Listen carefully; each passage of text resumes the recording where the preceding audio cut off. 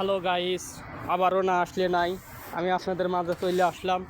দেখেন, এই দেখেন বিদেশের বাড়িতে এসে কি করতেছি, মহিলা মানুষের কাম আমাকে দিয়ে করাচ্ছে।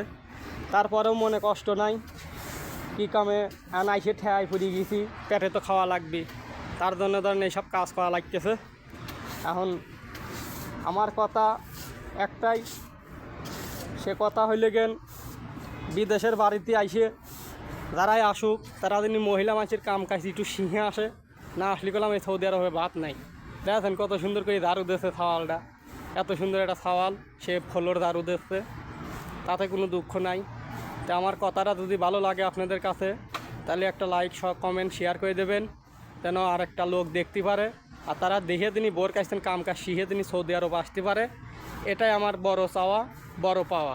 আর আপনাদের দোয়া, আপনাদের ভালোবাসা যদি সাথে থাকে, আমি ভালো ভালো ভিডিও বানাবানা আপনাদের ছাড়বো, সমস্যা নাই।